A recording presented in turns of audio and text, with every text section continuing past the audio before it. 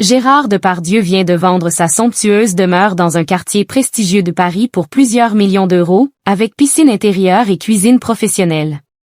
Mis en vente depuis plus de 10 ans, l'hôtel particulier parisien de Gérard Depardieu a finalement trouvé acquéreur.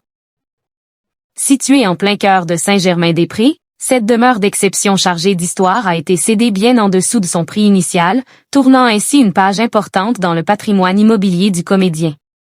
Après de longues années d'attente, la vente de l'hôtel particulier de Gérard Depardieu à Paris est enfin bouclée, selon nos confrères de CF News Imo. Située rue du Cherche-Midi, au cœur du très prisé quartier de Saint-Germain-des-Prés, cette propriété d'exception a été cédée pour 22,6 millions d'euros à un fonds britannique, Quantum Capital Funds. Une somme conséquente, mais nettement inférieure aux quelques 50 millions d'euros espérés lors de sa mise sur le marché en 2012. Ce vaste ensemble immobilier d'environ 1800 mètres carrés se compose de deux bâtiments distincts.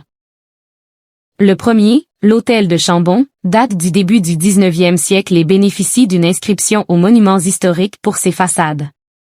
Le second, de style loft, a été réaménagé par l'artiste Bernard Quentin et s'élève sur 3 niveaux. L'acteur avait acquis la propriété dans les années 1990 avant d'y engager d'importants travaux de rénovation, supervisés notamment par l'architecte Guillaume Trouvé et le décorateur Jacques Garcia, afin d'en faire un lieu à la fois résidentiel et professionnel. Gérard Depardieu, sa demeure de prestige aux prestations exceptionnelles. Pensé un temps comme un futur hôtel de luxe, l'ensemble offre des prestations haut de gamme.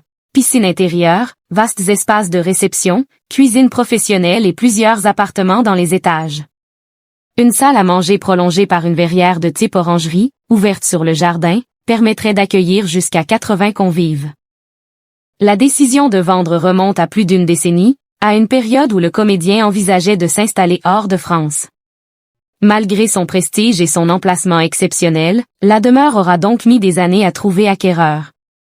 Cette transaction intervient par ailleurs dans un contexte délicat pour l'acteur, récemment condamné à une peine de prison avec sursis dans une affaire d'agression sexuelle, décision dont il a fait appel. Et visé aussi par une enquête pour fraude fiscale présumée. Propriétaire de nombreux biens au cours de sa carrière, dont le château de Tigné dans le Maine-et-Loire, Gérard Depardieu se sépare ainsi de l'une de ses adresses les plus emblématiques.